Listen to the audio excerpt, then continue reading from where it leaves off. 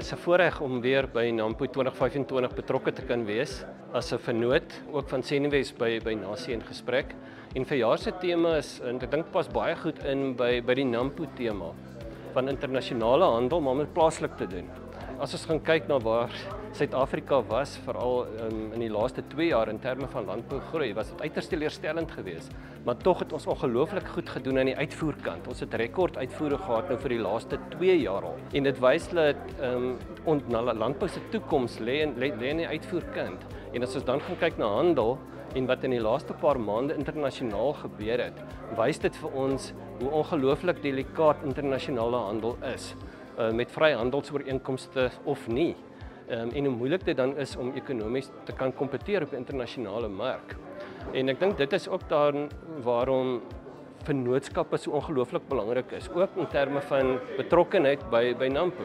Dit is regtig lekker om in 'n vennootskap te kan wees met Senwes, met die aanbied van Nasie in gesprek en ook dan Nedbank se betrokkenheid by 'n handelsgesprek wat ons gaan hê.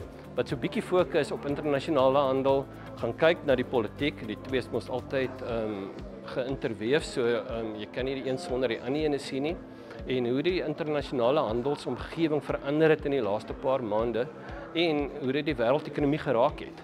En ek dink dit is dan waar hierdie gesprekvoering moet plaasvind by NAMPO, wat natuurlik die grootste expo in die land is, en alles gaan oor netwerke en dit gaan oor nuwe tegnologieë en hoe dit toegepas kan word om ons ekonomie verder te groei. Ons kom van 'n inkrimping van 8% in 2024. As ons ekonomiese groei wil hê in landbou, is dit so belangrik dat ons tegnologie kan gebruik en ons netwerke kan gebruik om ons uitvoere te kan groei. En ek dink dit is eintlik, as ons gaan kyk na die katalisator vir hierdie groei, is dit die landbou en agroprosesseringsmeesterplan, wat eintlik alles gaan oor internasionale handel en uitvoere.